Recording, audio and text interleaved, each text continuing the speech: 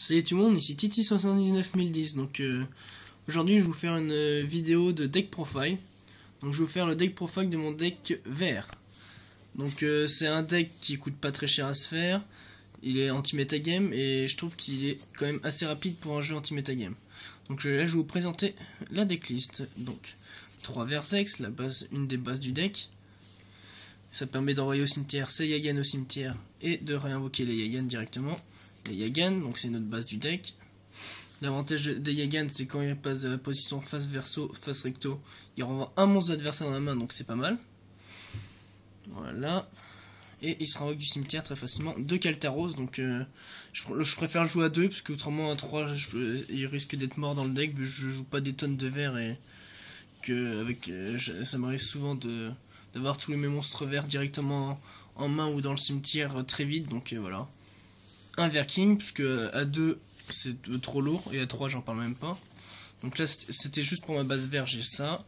Après un Corse, puisque même si je joue quand même pas mal de pièges, ça peut toujours être utile, vu que les gens jouent beaucoup d'anti-MP. Un illusionniste d'effet, un honest, une taupe, 2 thunder, et un fossilina. Donc ça c'est plutôt pour la partie anti-jeu.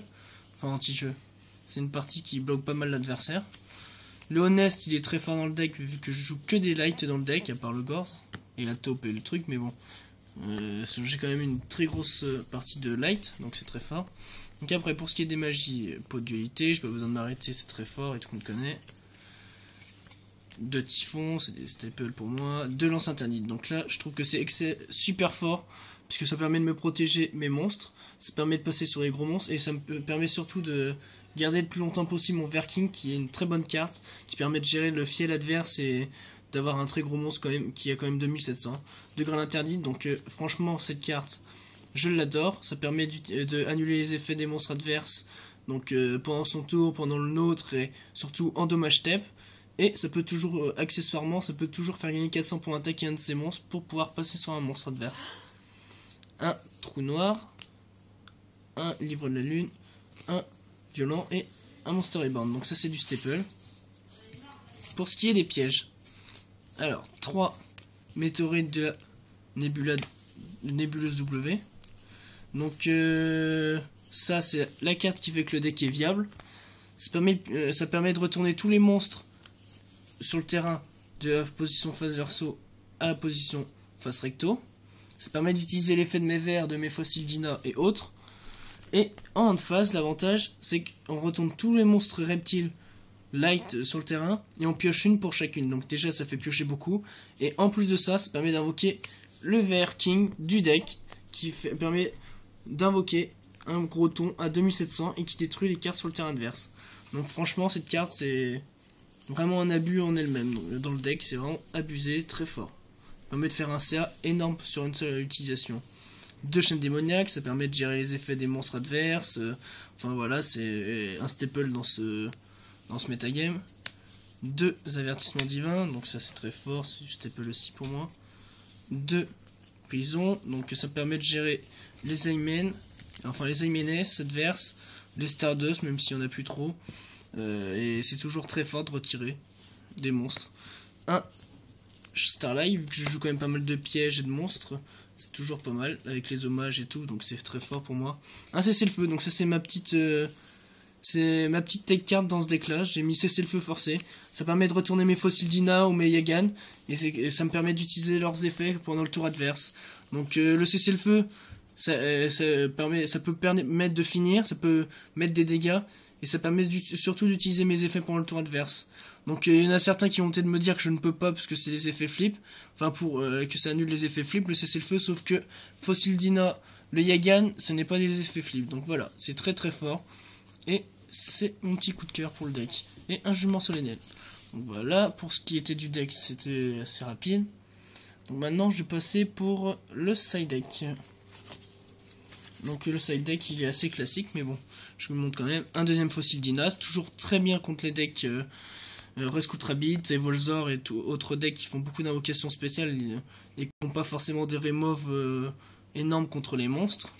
Un Effect Veilleur que je rentre surtout contre Insector et Automate, puisque ça me permet de contrer la loupe. 2 Cyber-D. Donc ça je le joue pour monter sur pas mal de monstres contre les decks qui n'ont pas beaucoup d'attaque, et surtout contre les decks qui font beaucoup de Zaymen ou de Monstre Machine. Donc il y a Automate et Karakuri, même si on voit pas beaucoup de Karakuri. De Cancre Max, donc ça c'est essentiellement contre le deck Automate. On peut aussi le mettre contre le deck Dragon, vu qu'il fait quand même des très grosses loupes, mais c'est pas forcément très utile contre le deck Dragon, vu que la plupart du temps, quand il fait ses loupes, il a gagné le duel. 2. Destruction terrestre, donc ça c'est plutôt contre les decks Rabbit. Je les mets un peu contre les decks héros quand même. C'est quand même bien de péter ces monstres pour pouvoir attaquer tranquillement derrière. Et ça peut être bien contre les decks anti-jeu, enfin ça dépend du deck après. 2. Bonhomme de neige, donc ça je le mets contre héros surtout. Je le mets contre aussi Rescue Rabbit puisque c'est très fort. Et Volzor aussi, même si c'est... voilà. 2 combats en présence de l'empereur, donc ça je les mets essentiellement contre Rabbit et Automate. Donc c'est très fort, ça permet de les empêcher de faire leurs monstres, leurs excides facilement, donc c'est très fort je trouve. Et 3 miroirs absorbant des ténèbres, donc vu que j'en ai marre quand je sidais à chaque fois dans mes decks de jamais piocher les miroirs absorbant des ténèbres, maintenant je les mets toujours à 3. Comme ça, même si je me prends un typhon sur un miroir absorbant des ténèbres, la plupart du temps j'ai le deuxième. Donc ça permet de encore empêcher l'adversaire de jouer. Et je trouve que c'est jamais en trop contre un deck insecteur d'en avoir 3. Ça permet d'être sûr de l'avoir. Donc après les strat-decks, même si je fais pas forcément beaucoup de trucs. Une griffe d'arsenal, je peux la faire avec la taupe plus un effet veilleur, et j'ai mon storyboard aussi, un Stardust pour mon Starlight, un Scrap D, on sait jamais, j'ai mon storyboard, je peux le faire avec mon Gorz plus un effet veilleur. Une larve de brume, ça permet de... je la fais facilement avec un effet veilleur et 2 monstres niveau 4, un dragon rose noir, donc ça c'est plus rare, et un Castator qui est facilement fait avec un effet veilleur plus un niveau 4, donc avec le Monster Reborn et tout. Après, en Exit, j'ai mis une giga brillance, donc je peux le faire avec une taupe et un Monster Reborn, on sait jamais. Un Lévière, tout pareil que l'autre, c'est Monster Reborn et l'autre. Un Grenosor, un Zaymenes, puisque c'est quand même très fort, même si je l'invoque pas très souvent. Voilà pour les niveaux 3. Après, pour les niveaux 4, j'ai mis Cafard Colonie de Chrome, puisque c'est toujours fort, même si on fait plus de synchro. C'est quand même très fort contre le deck...